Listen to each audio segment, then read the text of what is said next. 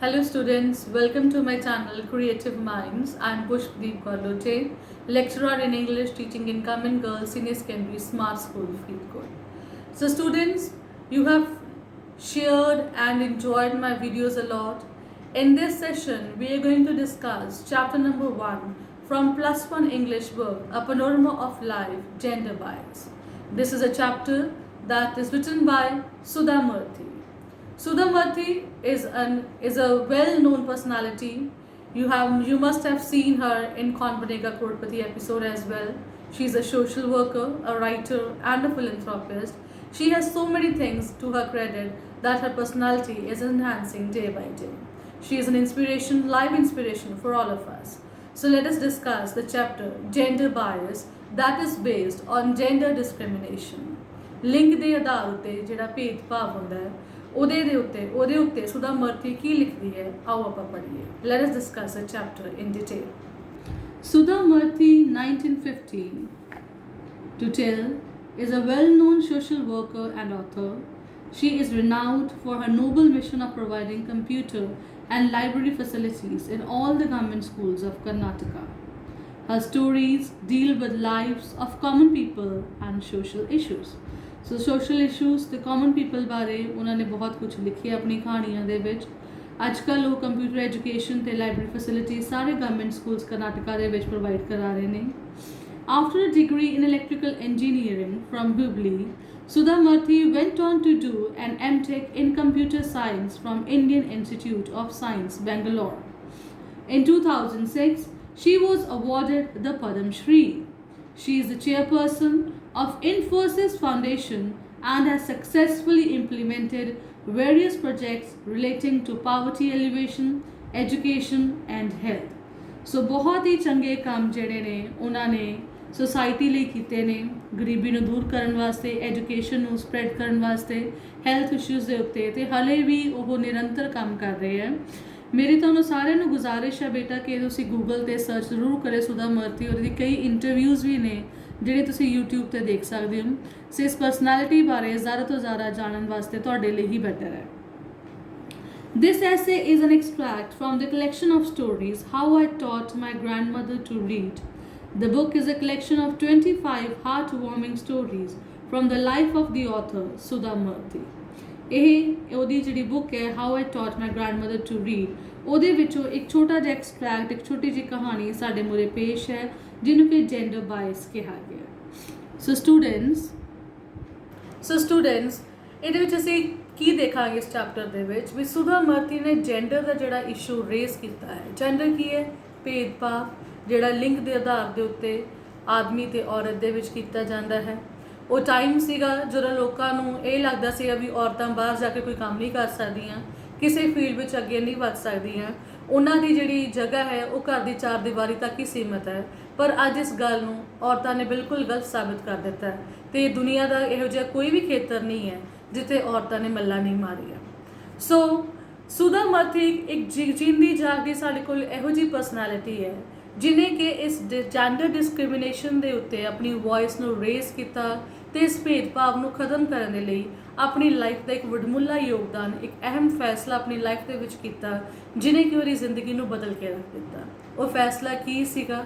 ਉਹਦੀ ਲਾਈਫ ਵਿੱਚ ਇਹੋ ਜਿਹੀਆਂ ਕਿਹੜੀਆਂ ਚੁਣੌਤੀਆਂ ਆਈਆਂ ਜਿਹਦੇ ਕਰਕੇ ਸੁਧਾ ਮਰਥੀ ਨੂੰ ਜੈਂਡਰ ਡਿਸਕ੍ਰਿਮੀਨੇਸ਼ਨ ਦੇ ਅਗੇਂਸਟ, ਜੈਂਡਰ ਦੇ ਭੇਦਭਾਵ ਦੇ ਵਿਰੁੱਧ ਖੜਨਾ ਪਿਆ. ਆਓ ਆਪਾਂ ਇਸ ਚੈਪਟਰ ਨੂੰ ਪੜ੍ਹੀਏ. ਮੈਨੂੰ ਉਮੀਦ ਹੈ ਕਿ ਮੇਰੇ ਨਾਲ ਤੁਸੀਂ ਇਸ ਚੈਪਟਰ ਨੂੰ ਬਹੁਤ ਚੰਗੀ ਤਰ੍ਹਾਂ ਇੰਜੋਏ ਕਰੋਗੇ. ਲੈਟ ਅਸ ਡਿਸਕਸ ਦ ਚੈਪਟਰ ਨਾਓ. ਸੋ ਕਹਾਣੀ ਸ਼ੁਰੂ ਹੋ ਰਹੀ ਹੈ ਸੁਧਾ ਮਰਥੀ ਦੀ ਆਪਣੀ life the. It was a long time ago. I was young and bright, bold and idealistic. ਬਹੁਤ ਪਹਿਲੇ ਸਮੇਂ ਦੀ ਗੱਲ ਹੈ ਜਦੋਂ ਮੈਂ ਜਵਾਨ ਸੀ, ਬਹੁਤ ਬ੍ਰਾਈਟ ਸੀ, ਬੋਲਡ ਸੀ, ਕਿਸੇ ਚੀਜ਼ ਤੋਂ ਡਰਦੀ ਨਹੀਂ ਸੀ ਅਤੇ ਮੇਰੇ ਆਪਣੇ ਆਦਰਸ਼ ਸੀਗੇ. I was in the final year of a master's course in computer science at the Indian Institute of Science in Bangalore. So Bangalore ਦੇ ਵਿੱਚ ਜਿਹੜਾ Indian Institute of Science ਹੈ ਉੱਥੇ ਮੈਂ ਮਾਸਟਰ ਦੀ ਡਿਗਰੀ ਕਰ ਰਹੀ ਸੀ ਕੰਪਿਊਟਰ ਸਾਇੰਸ ਦੇ subject ਦੇ ਵਿੱਚ. ਸੋ ਮੇਰਾ ਮੇਨ ਸਬਜੈਕਟ ਜਿਹੜਾ ਸੀ ਦੈਟ ਵਾਜ਼ ਕੰਪਿਊਟਰ ਸਾਇੰਸ ਅਤੇ ਉਹਦੇ ਵਿੱਚ ਮੈਂ ਮਾਸਟਰਸ ਦਾ ਕੋਰਸ ਕਰ ਰਹੀ ਸੀ. ਇਸ ਇੰਸਟੀਚਿਊਟ ਨੂੰ ਉਦੋਂ ਟਾਟਾ ਇੰਸਟੀਚਿਊਟ ਦੇ ਨਾਮ ਨਾਲ ਜਾਣਿਆ ਜਾਂਦਾ ਸੀ. Life was full of fun and joy. I did not know what helplessness or injustice meant. ਮੈਨੂੰ ਨਹੀਂ ਸੀ ਪਤਾ ਨਿਰਾਸ਼ਾ ਕੀ ਸੀ। It was probably the April of 1974. Bangalore was warm and gulmohars were blooming at IISc campus. So Bangalore गर्मियां ਦਾ मौसम ਸੀਗਾ, gulmohar flowers ਜਿਹੜੇ ਸੀ bloom ਕਰ ਰਹੇ ਸੀਗੇ, April ਦਾ month ਸੀਗਾ। I was the only girl in my postgraduate department and was staying at ladies hostel. So ਮੇਰੇ post graduation department ਦੇ ਵਿੱਚ ਮੈਂ ਇਕੱਲੀ ਲੜਕੀ ਸੀਗੀ। Other girls were pursuing research in different department of science. ਬਾਕੀ ਦੇ ਕੁੜੀਆਂ ਅਲੱਗ-ਅਲੱਗ ਖੇਤਰਾਂ ਦੇ ਵਿੱਚ ਰਿਸਰਚ ਕਰ ਰਹੀਆਂ ਸੀਗੀਆਂ ਸਾਇੰਸ ਦੇ ਖੇਤਰ ਦੇ ਵਿੱਚ, ਪਰ ਮੈਂ ਆਪਣੇ ਡਿਪਾਰਟਮੈਂਟ ਦੇ ਵਿੱਚ ਇਕੱਲੀ ਸੀ। I was looking forward to going abroad to complete a doctorate in computer science. ਮੇਰਾ ਅੱਗੇ ਦਾ ਜਿਹੜਾ ਮਿਸ਼ਨ ਸੀਗਾ ਲਾਈਫ ਦਾ ਉਹ ਇਹ ਸੀਗਾ ਕਿ ਮੈਂ ਆਪਣੀ ਡਾਕਟਰੇਟ ਦੀ ਡਿਗਰੀ PhD ਦੀ ਡਿਗਰੀ ਜਿਹੜੀ ਹੈ ਉਹ ਬਾਹਰ ਵਿਦੇਸ਼ ਜਾ ਕੇ ਕਰਨਾ ਚਾਹੁੰਦੀ ਸੀ ਕੰਪਿਊਟਰ ਸਾਇੰਸ ਵਿੱਚ। I had been offered scholarships from universities in the US. I had not thought of taking up a job in India. Hindustan ਵਿੱਚ ਰਹਿਣ ਬਾਰੇ ਜਾਂ ਇੱਥੇ ਜੌਬ ਕਰਨ ਬਾਰੇ ਮੈਂ ਬਿਲਕੁਲ ਨਹੀਂ ਸੀ ਸੋਚਿਆ, ਕਿਉਂਕਿ ਮੈਨੂੰ ਫੋਰਨ ਯੂਨੀਵਰਸਿਟੀਜ਼ ਤੋਂ ਸਕਾਲਰਸ਼ਿਪ ਵਜ਼ੀਫਾ ਮਿਲਿਆ ਹੋਇਆ ਸੀਗਾ। One day, while on the way to my hostel from a lecture hall complex, I saw an advertisement on the notice board. ਇੱਕ ਦਿਨ ਮੈਂ ਹੋਸਟਲ 'ਚੋਂ ਜਦੋਂ ਵਾਪਸ ਆ ਰਹੀ ਸੀਗੀ ਲੈਕਚਰ ਹਾਲ ਤੋਂ ਕੰਪਲੈਕਸ 'ਚੋਂ ਆਪਣਾ ਲੈਕਚਰ ਅਟੈਂਡ ਕਰਕੇ, ਮੈਂ ਇੱਕ ਐਡਵਰਟਾਈਜ਼ਮੈਂਟ ਦੇਖਦੀ ਹਾਂ ਜਿਹੜੀ ਕਿ ਨੋਟਿਸ ਬੋਰਡ ਉੱਤੇ ਲੱਗੀ ਹੋਈ ਸੀ। It was a standard job requirement notice from the famous automobile company Telco. ਇਹ ਇੱਕ job requirement notice ਸੀਗਾ, ਠੀਕ ਹੈ, ਜੌਬ ਚਾਹੀਦੀ ਸੀਗੀ, ਜੌਬ ਵਾਸਤੇ ਨੋਟਿਸ ਲੱਗਿਆ ਸੀਗਾ ਇੱਕ ਫੇਮਸ ਕੰਪਨੀ ਜਿਹਦਾ ਨਾਮ ਸੀਗਾ ਟੈਲਕੋ ਤੋਂ। It stated that the company required young bright engineers hard working with an excellent academic background etc. So ਉਹਦੇ 'ਚ ਲਿਖਿਆ ਸੀਗਾ ਕਿ ਉਹਨਾਂ ਨੂੰ ਯੰਗ ਇੰਜੀਨੀਅਰਸ ਦੀ ਲੋੜ ਹੈਗੀ ਹੈ ਜਿਹੜੇ ਬਹੁਤ ਹੀ ਜ਼ਿਆਦਾ ਡੈਡੀਕੇਟਡ ਹੋਣ, ਹਾਰਡ ਵਰਕਿੰਗ ਹੋਣ ਤੇ ਉਹਨਾਂ ਦਾ ਐਕੈਡਮਿਕ ਬੈਕਗਰਾਉਂਡ ਜਿਹੜਾ ਹੈ ਉਹ ਐਕਸੀਲੈਂਟ ਹੋਵੇ। At the bottom was a small line, lady candidates need not apply. ਪਰ ਐਡਵਰਟਾਈਜ਼ਮੈਂਟ ਦੇ ਨੀਚੇ ਇੱਕ ਛੋਟੀ ਜਿਹੀ ਲਾਈਨ ਲਿਖੀ ਹੋਈ ਸੀ ਵੀ ਜਿਹੜੀਆਂ ਔਰਤਾਂ ਨੇ ਇਸ ਜੌਬ ਲਈ ਅਪਲਾਈ ਨਹੀਂ ਕਰ ਸਕਦੀਆਂ। I read it and was very upset. For the first time in life, I was up against gender discrimination. ਮੈਨੂੰ ਬਹੁਤ ਹੀ ਅਪਸੈਟਿੰਗ ਲੱਗੀ ਇਸ ਚੀਜ਼ ਨੂੰ ਸੋਚ ਕੇ ਵੀ ਲੇਡੀਜ਼ ਕਿਉਂ ਨਹੀਂ ਅਪਲਾਈ ਕਰ ਸਕਦੀਆਂ। ਸੋ ਮੈਂ ਬਹੁਤ ਹੀ ਮੇਰਾ ਮਨ ਅਪਸੈਟ ਹੋਇਆ ਤੇ ਜੈਂਡਰ ਡਿਸਕ੍ਰਿਮੀਨੇਸ਼ਨ ਬਾਰੇ ਕੁਝ ਕਰਨ ਬਾਰੇ ਮੈਂ ਸੋਚਿਆ। Though I was not keen on taking up the job, I saw it as a challenge. I had done extremely well in academics, better than most of my male peers. Little did I know then that in real life, academic excellence is not enough to be successful. After reading the notice, I went fuming to my room. ਸੋ ਕਹਿੰਦੀ ਮੈਂ ਇਹਨੂੰ ਇੱਕ challenge ਲਿੱਤਾ। ਵੈਸੇ ਤਾਂ ਮੇਰਾ mood ਨਹੀਂ ਸੀਗਾ ਕੋਈ ਜੌਬ ਕਰਨ ਦਾ, ਪਰ ਜਦੋਂ ਮੈਂ ਦੇਖਿਆ ਵੀ ਲਿੰਗ ਦੇ ਆਧਾਰ ਉੱਤੇ ਭੇਦਭਾਵ ਹੋ ਰਿਹਾ, ਸੋ ਮੈਂ ਸੋਚਿਆ ਵੀ ਕਿਉਂ ਨਾ ਇਸ ਨੂੰ ਜੌਬ ਨੂੰ ਚੈਲੰਜ ਕੀਤਾ ਜਾਵੇ। ਮੇਰੀ ਅਕੈਡਮਿਕਸ ਦੇ ਵਿੱਚ ਪਰਫਾਰਮੈਂਸ ਆਪਣੇ ਬਾਕੀ ਦੇ ਸਾਥੀਆਂ ਨਾਲੋਂ ਬਹੁਤ ਚੰਗੀ ਸੀਗੀ, ਮੁੰਡਿਆਂ ਨਾਲੋਂ ਬਹੁਤ ਚੰਗੇ ਮੇਰੇ ਮਾਰਕਸ ਸੀਗੇ। ਸੋ ਮੈਂ ਬੜੇ ਗੁੱਸੇ ਦੇ ਨਾਲ ਆਪਣੇ ਕਮਰੇ ਵਿੱਚ ਜਾਂਦੀ ਹਾਂ। I decided to inform the topmost person in Telco's management about the injustice the company was perpetrating. I got a postcard and started to write, but there was a problem. I did not know who headed Telco. I thought it must be one of the Tatas. I knew G.R.D. Tata was the head of the Tata Group. I had seen his pictures in the newspapers. So, मैं postcard ਜਿਹੜਾ ਹੈਗਾ फटाफट सोचिया भी क्यों ना ਜਿਹੜਾ company ਦਾ top post chairman ਹੈ ਜਾਂ ਮੈਨੇਜਮੈਂਟ ਦਾ ਜਿਹੜਾ ਵੀ ਬੰਦਾ ਉਹਨੂੰ ਲੈਟਰ ਲਿਖੀ ਜਾਵੇ ਤੇ ਦੱਸਿਆ ਜਾਵੇ ਵੀ ਤੁਹਾਡੀ ਕੰਪਨੀ ਦੇ ਵਿੱਚ ਜੈਂਡਰ ਦੇ ਆਧਾਰ ਉੱਤੇ, ਲਿੰਗ ਦੇ ਆਧਾਰ ਉੱਤੇ ਭੇਦਭਾਵ ਹੋ ਰਿਹਾ। ਸੋ ਬਿਨਾਂ ਕੁਝ ਸੋਚੇ ਸਮਝੇ ਮੈਂ ਇੱਕ ਪੋਸਟ ਕਾਰਡ ਲਿੱਤਾ ਤੇ ਲਿਖਣਾ ਸ਼ੁਰੂ ਕਰ ਦਿੱਤਾ। ਤੇ ਨਾ ਹੀ ਮੈਨੂੰ ਪਤਾ ਸੀਗਾ ਵੀ ਟੈਲਕੋ ਕੰਪਨੀ ਦਾ ਮਾਲਕ ਕੌਣ ਹੈ, ਪਰ ਮੈਂ ਸੋਚਿਆ ਵੀ ਟਾਟਾ ਦਾ ਗਰੁੱਪ ਹੈ, ਸੋ ਟਾਟਾ ਵਾਲਿਆਂ ਦਾ ਹੀ ਕੋਈ ਬੰਦਾ ਹੋਊਗਾ। I knew G.R.D. Tata was the head of Tata Group. I had seen his pictures in the newspapers. Actually, Sumant Mulgokar was the company's chairman then. So ਮੈਨੂੰ ਲੱਗਿਆ ਵੀ ਟਾਟਾਸ ਦੇ ਵਿੱਚੋਂ G.R.D. ਟਾਟਾ ਜਿਹਨਾਂ ਦੀ ਪਿਕਚਰਸ ਮੈਂ ਅਕਸਰ ਅਖਬਾਰਾਂ ਵਿੱਚ ਦੇਖਦੀ ਸੀਗੀ, ਮੈਨੂੰ ਲੱਗਿਆ ਵੀ ਉਹੀ ਇਸ ਕੰਪਨੀ ਦੇ ਜਿਹੜੇ ਚੇਅਰਮੈਨ ਹੋਣਗੇ। ਪਰ ਅਸਲ ਦੇ ਵਿੱਚ ਟੈਲਕੋ ਕੰਪਨੀ ਦੇ ਚੇਅਰਮੈਨ ਦਾ ਨਾਮ ਸੀ ਸੁਮੰਤ ਮੁਲਗੋਕਰ ਤੇ ਮੈਂ ਉਹ ਲੈਟਰ G.R.D. ਟਾਟਾ ਨੂੰ ਲਿਖ ਦਿੱਤੀ। I took the card, addressed it to G.R.D. and started writing. To this day, I remember clearly what I wrote. आज भी मैंने याद है मैं की लिखिया। The great Tatas have always been pioneers. They are the people who started the basic infrastructure industries in India. मैं ये लिखिया कि ਜਿਹੜੇ ਟਾਟਾਸ ਨੇ, ਟਾਟਾ ਦੇ ਜਿਹੜੇ ਬੰਦੇ ਨੇ ਜਾਂ ਟਾਟਾ ਬੇਟਾ ਇੱਕ ਗਰੁੱਪ ਹੈ ਪਰਟੀਕੂਲਰ ਪਰਸਨੈਲਿਟੀਜ਼ ਦਾ, ਜਿਨ੍ਹਾਂ ਨੇ ਐਜੂਕੇਸ਼ਨ ਦੇ ਫੀਲਡ ਦੇ ਵਿੱਚ ਤੇ ਇੰਜੀਨੀਅਰਿੰਗ ਦੇ ਫੀਲਡ ਦੇ ਵਿੱਚ ਬਹੁਤ ਹੀ ਚੰਗੇ ਕੰਮ ਕੀਤੇ ਨੇ।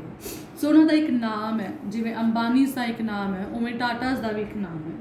ਸੋ ਮੈਂ ਉਹਨਾਂ ਨੂੰ ਕਿਹਾ ਵੀ ਟਾਟਾਸ ਨੇ ਬਹੁਤ ਹੀ ਚੰਗੇ ਕੰਮ ਜਿਹੜੇ ਹੈ ਕੀਤੇ ਐਜੂਕੇਸ਼ਨ ਦੇ ਖੇਤਰ ਦੇ ਵਿੱਚ, ਹਮੇਸ਼ਾ ਪਾਇਨੀਅਰਸ ਰਹੇ ਨੇ। ਉਹਨਾਂ ਨੇ ਬੇਸਿਕ ਇਨਫਰਾਸਟਰਕਚਰ ਜਿਹੜਾ ਹੈ ਇੰਡਸਟਰੀਜ਼ ਦੇ ਵਿੱਚ ਉਹ ਮੇਨਟੇਨ ਕੀਤਾ, ਮੁੱਢਲੀਆਂ ਲੋੜਾਂ ਨੂੰ ਪੂਰੀਆਂ ਕੀਤਾ। ਆਇਰਨ, ਸਟੀਲ, ਕੈਮੀਕਲਸ, ਟੈਕਸਟਾਈਲਸ, ਲੋਕੋਮੋਟਿਵਸ, ਇਹ ਸਾਰੇ ਹੀ ਇੰਡਸਟਰੀਜ਼ ਦੇ ਵਿੱਚ ਉਹਨਾਂ ਨੇ ਬਹੁਤ ਵੱਡਮੁੱਲਾ ਯੋਗਦਾਨ ਪਾਇਆ।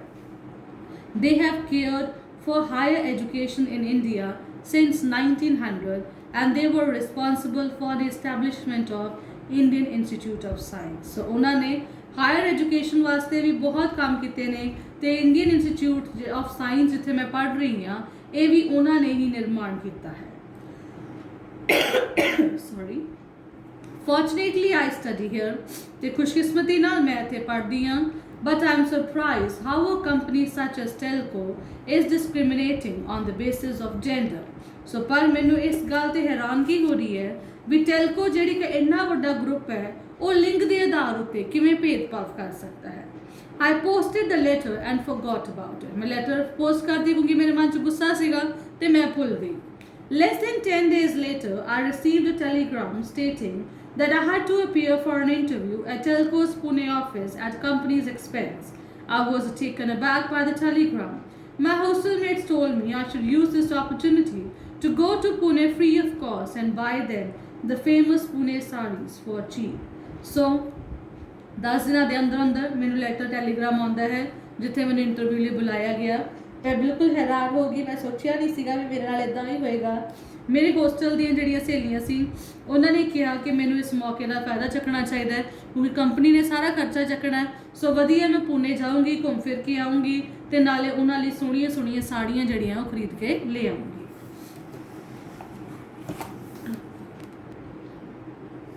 I collected ₹30 each from everyone who wanted a sari. ਜਿਹਨੂੰ ਵੀ ਸਾੜੀ ਦੀ ਲੋੜ ਸੀ ਆਪਣੀ ਹਰੇਕ ਸਹੇਲੀ ਤੋਂ ਮੈਂ 30 ਰੁਪਏ ਇਕੱਠੇ ਕੀਤੇ।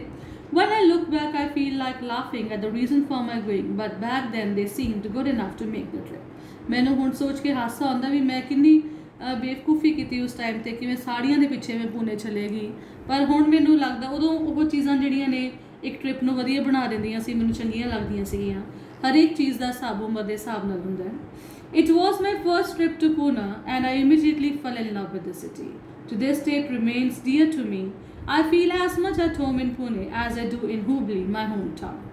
The place changed my life in so many ways. Pune ਨਾਲ ਮੈਨੂੰ ਬਹੁਤ ਪਿਆਰ ਹੋ ਗਿਆ। ਮੈਨੂੰ ਪੁਣੇ ਹਮੇਸ਼ਾ ਆਪਣੇ ਦਿਲ ਦੇ ਨੇੜੇ ਲੱਗਿਆ। ਮੈਨੂੰ ਇਦਾਂ ਹੀ ਲੱਗਿਆ ਜਿਵੇਂ ਮੈਂ ਆਪਣੇ ਘਰ 'ਚ ਬੈਠੀ ਹੋਵਾਂ। ਸੋ ਇਸ ਪਲੇਸ ਨੇ ਮੇਰੀ ਜ਼ਿੰਦਗੀ ਦੇ ਵਿੱਚ ਬਹੁਤ ਬਦਲਾਅ ਲੈ ਕੇ ਆਉਂਦੇ। As directed, I went to Telco's Pimpri office for the interview. Telco ਦੇ Pimpri office ਦੇ ਵਿੱਚ ਮੈਂ interview ਵਾਸਤੇ ਗਈ। There were 6 people on the panel and I realized then that this was a serious business. So 6 ਲੋਕੀ ਬੈਠੇ ਸੀ panel ਦੇ ਵਿੱਚ ਤੇ ਮੈਨੂੰ ਮਹਿਸੂਸ ਹੋਇਆ ਕਿ ਇਹ ਤਾਂ ਸੱਚੀ ਮੁੱਚੀ ਬਹੁਤ ਸੀਰੀਅਸ ਇੰਟਰਵਿਊ ਹੈ ਕਿਉਂਕਿ ਮੈਂ ਤਾਂ ਬਹੁਤ ਲਾਈਟਲੀ ਲੈ ਰਹੀ ਸੀ ਇਹਨੂੰ। This is the girl who wrote to JRT. I heard somebody whisper as soon as I entered the room. ਜਿਵੇਂ ਮੈਂ ਕਮਰੇ ਵਿੱਚ ਦਾਖਲ ਹੋਈ ਕਿਸੇ ਨੇ ਕਿਹਾ ਇਹ ਉਹੀ ਲੜਕੀ ਹੈ ਜਿਹਨੇ ਲੈਟਰ ਲਿਖੀ ਸੀ JRT ਨੂੰ। By then I knew for sure that I would not get the job. ਤੇ ਮੈਨੂੰ ਪਤਾ ਲੱਗ ਗਿਆ ਵੀ ਜਿਹੜੇ ਮੇਰੇ ਬਾਰੇ ਗੱਲਾਂ ਕਰੀ ਜਾ ਰਹੇ ਨੇ ਉਹਨਾਂ ਨੇ ਜੌਬ ਮੈਨੂੰ ਕਿੱਥੇ ਦੇਣੀ ਹੈ। ਸੋ ਮੈਂ ਸ਼ੋਰ ਹੋ ਗਈ ਸੀ ਵੀ ਜੌਬ ਤਾਂ ਮੈਨੂੰ ਮਿਲਣ ਨਹੀਂ ਲੱਗੀ। The realization abolished all fear from my mind. ਤੇ ਇਹ ਗੱਲ ਸੋਚ ਕੇ ਜਦ ਮੈਂ ਨਿਸ਼ਚਿੰਤ ਹੋ ਗਈ ਕਿ ਜੌਬ ਤਾਂ ਮੈਨੂੰ ਮਿਲਣੀ ਨਹੀਂ ਹੈ ਮੇਰੇ ਮਨ 'ਚੋਂ ਡਰ ਨਿਕਲ ਗਿਆ। ਸੋ I was rather cool while the interview was being conducted. ਜਿਵੇਂ ਇੰਟਰਵਿਊ ਲਿੱਤੀ ਜਾ ਰਹੀ ਸੀ ਮੇਰਾ ਜਿਹੜਾ ਹੈਗਾ ਮਾਈਂਡ ਬਿਲਕੁਲ ਕੂਲ ਸੀ, ਸ਼ਾਂਤ ਸੀਗਾ, ਮੈਨੂੰ ਬਿਲਕੁਲ ਵੀ ਡਰ ਨਹੀਂ ਸੀ ਲੱਗ ਰਿਹਾ। Even before the interview started, I reckoned the panel was biased, so I told them rather impolitely, I hope this is only a technical interview. Interview ਦੇ ਸਟਾਰਟਿੰਗ ਤੋਂ ਹੀ ਮੈਨੂੰ ਇੱਦਾਂ ਲੱਗਿਆ ਜਿਵੇਂ ਮੇਰੇ ਨਾਲ ਕੋਈ ਭੇਦਭਾਵ ਨਾ ਕਰਨ ਇਹ। ਸੋ ਮੈਂ ਇਸ ਲਈ ਪਹਿਲਾਂ ਹੀ ਉਹਨਾਂ ਨੂੰ ਕਹਿਤਾ ਕਿ ਮੈਨੂੰ ਉਮੀਦ ਹੈ ਕਿ ਤੁਸੀਂ ਸਿਰਫ ਮੇਰੀ ਟੈਕਨੀਕਲ ਇੰਟਰਵਿਊ ਹੀ ਲਓਗੇ, ਮੈਨੂੰ ਜੱਜ ਨਹੀਂ ਕਰੋਗੇ। They were taken aback by my rudeness and even today I am ashamed about my attitude. The panel asked me technical questions and I answered all of them. So panel ਨੇ ਮੈਨੂੰ ਕਈ questions ਪੁੱਛੇ। ਉਸ rudeness ਨੂੰ ਲੈ ਕੇ ਅੱਜ ਵੀ ਮੈਂ ਸ਼ਰਮਿੰਦਾ ਮਹਿਸੂਸ ਹੁੰਦੀ ਹਾਂ ਵੀ ਮੈਂ ਉਹਨਾਂ ਨਾਲ ਇਸ ਤਰੀਕੇ ਨਾਲ ਗੱਲ ਕੀਤੀ। ਉਹਨਾਂ ਨੇ ਮੈਨੂੰ ਕਈ questions ਪੁੱਛੇ ਤੇ ਮੈਂ ਉਹਨਾਂ ਦੇ ਕਈ ਜਵਾਬ ਦਿੱਤੇ। Then an elderly gentleman with an affectionate voice told me, do you know why we said lady candidates need not apply? The reason is that we have never employed any ladies on the shop floor. ਉਹ ਕਹਿੰਦਾ ਇੱਕ elderly ਆਦਮੀ ਉਹਨਾਂ ਦੇ ਵਿੱਚੋਂ ਬੋਲਿਆ ਕਿ ਤੁਹਾਨੂੰ ਪਤਾ ਸੀ ਔਰਤਾਂ ਵਾਸਤੇ ਕਿਉਂ ਇਹ ਜੌਬ ਨੂੰ ਮਨਾ ਕੀਤਾ ਸੀ, ਕਿਉਂਕਿ ਫੈਕਟਰੀ ਦੇ ਵਿੱਚ ਔਰਤਾਂ ਕਿਵੇਂ ਕੰਮ ਕਰ ਸਕਦੀਆਂ ਨੇ। This is not a co-ed college. This is a factory. When it comes to academics, you are the first ranker throughout. We appreciate that, but people like you should work in research laboratories. So academics ਦੇ ਖੇਤਰ ਵਿੱਚ no doubt ਤੁਸੀਂ ਬਹੁਤ ਅੱਛਾ ਕੀਤਾ ਹੈ, ਪਰ ਇਹ co-ed college ਨਹੀਂ ਹੈ। ਤੁਹਾਡੀ ਜਗ੍ਹਾ ਇੱਕ ਰਿਸਰਚ ਲੈਬੋਰੇਟਰੀ ਦੇ ਵਿੱਚ ਹੈ, ਫੈਕਟਰੀਆਂ ਦੇ ਵਿੱਚ ਨਹੀਂ ਹੈ। I was a young girl from a small town, Hubli. My world had been a limited place. So Hubli एक छोटे से टाउन तो सी मैं, मेरी दुनिया बहुत सीमित सीगी। I did not know the ways of large corporate houses and their difficulties. ਮੈਨੂੰ ਵੱਡੇ ਬਿਜ਼ਨੈਸਸ ਦੇ ਜਿਹੜੇ ਕਾਰਪੋਰੇਟ ਹਾਊਸਿਸ ਨੇ ਉਹਨਾਂ ਦੇ ਤੌਰ ਤਰੀਕਿਆਂ ਦਾ ਨਹੀਂ ਸੀ ਪਤਾ, ਨਾ ਹੀ ਉਹਨਾਂ ਦੀਆਂ ਪ੍ਰੋਬਲਮਸ ਦਾ ਪਤਾ ਸੀਗਾ। So I answered, but you must start somewhere. Otherwise no woman will ever be able to work in your factories. ਪਰ ਮੈਂ ਉਹਨਾਂ ਨੂੰ ਜਵਾਬ ਦਿੱਤਾ ਵੀ ਔਰਤਾਂ ਨੂੰ ਕਿਤੇ ਨਾ ਕਿਤੇ ਦਾ ਸ਼ੁਰੂਆਤ ਕਰਨੀ ਹੀ ਪੈਣੀ ਹੈ, ਨਹੀਂ ਤਾਂ ਫਿਰ ਔਰਤਾਂ ਅੱਗੇ ਕਿਵੇਂ ਵਧਣਗੀਆਂ, ਉਹ ਕਦੇ ਵੀ ਫੈਕਟਰੀਆਂ ਦੇ ਵਿੱਚ ਕੰਮ ਨਹੀਂ ਕਰ ਸਕਣਗੀਆਂ। Finally, after a long interview, I was told I had been successful. So this was the way that the future had in store for me. So here the which my interview is select ho gayi. Never had I thought I would take up a job in Pune. I met a shy young man from Karnataka there. We became good friends and we got married. So Karnataka ਦੇ ਇੱਕ ਲੜਕੇ ਨਾਲ ਮੈਨੂੰ ਪਿਆਰ ਹੋਇਆ, ਉਹ ਮੈਂ ਮਿਲੀ ਤੇ ਅਸੀਂ ਚੰਗੇ ਦੋਸਤ ਬਣੇ ਤੇ ਮੈਂ ਉਹਨਾਂ ਵਿਆਹ ਕਰਵਾ ਲਿਆ। It was only ਬੇਟਾ ਜਿਸ ਪਰਸਨੈਲਿਟੀ ਨਾਲ ਇਹਨੇ ਵਿਆਹ ਕਰਵਾਇਆ ਸੀ ਉਹਨਾਂ ਦਾ ਨਾਮ ਹੈ ਨਾਰਾਇਣ ਮੂਰਤੀ। It was only after joining Telco that I realized who JRD was, the uncrowned king of Indian industry. Indian industry ਦਾ ਬੇਤਾਜ ਬਾਦਸ਼ਾਹ JRD Tata ਬਾਰੇ ਮੈਨੂੰ ਜੁਆਇਨ ਕਰਨ ਤੋਂ ਬਾਅਦ ਹੀ ਪਤਾ ਲੱਗਿਆ। Now I was scared, but I did not get to meet him till I was transferred to Bombay. ਮੈਨੂੰ ਡਰ ਲੱਗਦਾ ਸੀ JRD Tata ਤੋਂ ਜੇ ਮੈਂ ਕਿਸੇ ਨੂੰ ਮਿਲੀ ਤਾਂ ਮੈਂ ਕੀ ਜਵਾਬ ਦਊਂਗੀ, ਪਰ ਮੈਂ ਉਹਨਾਂ ਨੂੰ ਕਦੀ ਨਹੀਂ ਮਿਲੀ ਜਦ ਤੱਕ ਮੇਰਾ ਟ੍ਰਾਂਸਫਰ ਬੰਬੇ ਨਹੀਂ ਸੀ ਹੋਇਆ। One day I had to show some reports to Mr. Mulgokar, a chairman whom we all know as CM. So Sumant Mulgokar ਜਿਹੜੇ ਕਿ ਚੇਅਰਮੈਨ ਸੀ ਕੰਪਨੀ ਦੇ, ਇੱਕ ਦਿਨ ਜਦੋਂ ਮੈਂ ਬੰਬੇ ਸ਼ਿਫਟ ਹੋਈ ਸੋ ਮੈਂ ਉਹਨਾਂ ਨੂੰ ਕੁਝ ਰਿਪੋਰਟਸ ਦਿਖਾਉਣੀਆਂ ਸੀਗੀਆਂ ਤੇ ਮੈਂ ਉਹਨਾਂ ਨੂੰ ਰਿਪੋਰਟਸ ਦਿਖਾਉਣ ਵਾਸਤੇ ਗਈ। I was very nervous, remembering my postcard episode. I was in his office on the first floor Bombay house when suddenly he walked in. So मैं first floor te khadi si ਜਦੋਂ ਹੀ Mr. JRD Tata ਆਏ। This was the first time I saw APRO JRD. APRO means our in Gujarati. APRO means apna JRD, sada JRD. This was the affectionate term by which people at Bombay house called him. ਸੋ ਇਹ ਇੱਕ term ਸੀ APRO JRD ਕਰਕੇ ਉਹਨਾਂ ਨੂੰ ਬੁਲਾਇਆ ਜਾਂਦਾ ਸੀ, ਪਿਆਰ ਨਾਲ ਸੰਬੋਧਨ ਕੀਤਾ ਜਾਂਦਾ ਸੀਗਾ। ਸੋ ਫਸਟ ਟਾਈਮ ਮੈਂ JRD Tata ਨੂੰ ਉਸ ਟਾਈਮ ਤੇ ਮਿਲੀ ਜਦੋਂ ਮੈਂ ਬੰਬੇ ਸ਼ਿਫਟ ਹੋਈ ਸੀ। I was feeling very nervous, remembering my postcard episode. SM introduced me nicely, Jay. That is what his close associates called him. ਮੇਰੇ ਜਿਹੜੇ ਚੇਅਰਮੈਨ ਸੀ ਉਹਨਾਂ ਨੇ ਬੜੇ ਹੀ ਵਧੀਆ ਢੰਗ ਨਾਲ ਮੈਨੂੰ ਇੰਟਰੋਡਿਊਸ ਕਰਵਾਇਆ। ਉਹਨਾਂ ਨੇ ਕਿਹਾ Jay, the young woman is an engineer and that too a postgraduate. She is the first woman to work on the Telco shop floor. JRD looked at me. So मैं उन्होंने इंट्रोड्यूस करवाया कि young women engineer है ਜਿਹਦੇ ਕੋਲ post graduate degree ਹੈ, ਕਿਉਂਕਿ ਉਸ ਟਾਈਮ ਤੇ ਪੋਸਟ ਗ੍ਰੈਜੂਏਸ਼ਨ ਕਰਨਾ ਵੀ ਬਹੁਤ ਵੱਡੀ ਗੱਲ ਹੁੰਦੀ ਸੀਗੀ। ਸੋ ਇਹ ਪਹਿਲੀ ਔਰਤ ਹੈ ਜਿਹਨੇ ਕਿ ਟੈਲਕੋ ਸ਼ਾਪ ਫਲੋਰ ਤੇ ਕੰਮ ਕਰਨਾ ਸ਼ੁਰੂ ਕੀਤਾ। JRD looked at me. I was praying he would not ask me any questions about my interview or the postcard episode that preceded it. So मैं उम्मीद कर रही सी, मैं चढ़ा रही सी भी मैंने JRD Tata कुछ पूछना लैंड भी मैं किते ਉਹੀ ਲੜਕੀ ਦਾ ਨਹੀਂ ਜਿਹਨੇ ਲੈਟਰ ਲਿਖੀ ਸੀਗੀ। Close to 50% of students in today's engineering colleges are girls. ਅੱਜ ਦੇਖਿਆ ਜਾਵੇ ਤਾਂ ਸਿਚੁਏਸ਼ਨ ਬਿਲਕੁਲ ਚੇਂਜ ਹੈ। ਉਸ ਟਾਈਮ ਤੇ ਮੈਂ ਇਕੱਲੀ ਇੱਕ ਔਰਤ ਸੀਗੀ ਜਿਹੜੀ ਕਿ ਇੰਜੀਨੀਅਰਿੰਗ ਕਰ ਰਹੀ ਸੀ, ਇਕੱਲੀ ਲੜਕੀ ਸੀਗੀ, ਪਰ ਅੱਜ 50% ਜਿਹੜੀਆਂ ਸਟੂਡੈਂਟਸ ਨੇ ਉਹਨਾਂ ਦੇ ਵਿੱਚੋਂ ਗਰਲਸ ਨੇ ਜਿਹੜੀ ਇੰਜੀਨੀਅਰਿੰਗ ਕਰ ਰਹੀਆਂ ਨੇ। And there are women on the shop floor in many industry segments. Industry ਦੇ ਵਿੱਚ ਕਈ ਥਾਵਾਂ ਤੇ women's ਕੰਮ ਕਰ ਰਹੀਆਂ ਨੇ। I see the changes and I think of JRD. ਮੈਂ ਨਾ changes ਬਾਰੇ ਸੋਚਦੀ ਹਾਂ ਤੇ JRD Tata ਬਾਰੇ ਸੋਚਦੀ ਹਾਂ। If at all time stops and asks me what I want in life, from life, I would say I wish JRD were alive today. So JRD ਦੀ ਜਿਹੜੀ ਸੋਚ ਸੀ ਉਹ ਵਧੀਆ ਸੀ, ਜਿਨ੍ਹਾਂ ਨੇ ਮੈਨੂੰ ਕੰਮ ਕਰਨ ਦਾ ਮੌਕਾ ਦਿੱਤਾ। ਸੋ ਜੇ ਸਮਾਂ ਰੁਕੇ ਤੇ ਮੈਨੂੰ ਪੁੱਛਿਆ ਜਾਵੇ ਕਿ ਲਾਈਫ ਵਿੱਚ ਤੁਸੀਂ ਕੀ ਮੰਗਦੇ ਹੋ, ਤਾਂ ਮੈਂ ਇਹੀ ਵਿਸ਼ ਕਰੂੰਗੀ ਕਿ JRD ਟਾਟਾ ਜ਼ਿੰਦਾ ਹੁੰਦੇ, to see how the company has started has grown. ਜਿਹੜੀ ਕੰਪਨੀ ਉਹਨਾਂ ਨੇ ਸ਼ੁਰੂ ਕੀਤੀ ਸੀ ਕਿਵੇਂ ਉਹ ਅੱਗੇ ਵੱਧ ਰਹੀ ਹੈ, he would have enjoyed it wholeheartedly. ਤੇ ਸਾਰਾ ਕੁਝ ਦੇਖ ਕੇ ਉਹਨਾਂ ਦਾ ਮਨ ਬਹੁਤ ਖੁਸ਼ ਹੋਣਾ ਸੀ। ਸੋ ਸਟੂਡੈਂਟਸ, ਇਹ ਸੀ ਚੈਪਟਰ ਜੈਂਡਰ ਡਿਸਕ੍ਰਿਮੀਨੇਸ਼ਨ ਦੇ ਉੱਤੇ, gender ਬਾਇਸ। So Sudha Murthy was the woman who faced all the challenges in her life. She took it as a challenge and changed her life completely. The decision of taking a job in India changed her life completely, and due to this decision, many girls are indebted to Sudha Murthy, for whom she is responsible for the change that she has brought in society. So students, ਮੈਨੂੰ ਉਮੀਦ ਹੈ ਕਿ ਤੁਹਾਨੂੰ chapter ਸਮਝ ਆਇਆ ਹੋਗਾ। ਜੇ ਤੁਹਾਨੂੰ ਨਹੀਂ ਸਮਝ ਲੱਗਿਆ ਤਾਂ ਦੁਬਾਰਾ ਤੋਂ ਸੁਣ ਲਿਓ ਵੀਡੀਓ ਨੂੰ, ਤੇ ਜੇ ਕੋਈ ਵੀ ਪ੍ਰੋਬਲਮ ਹੋਈ ਤਾਂ do message me, comment me, and do like, share and subscribe my channel Creative Minds Pushpdeep Lote. Thank you so much for watching my video. Thanks a lot.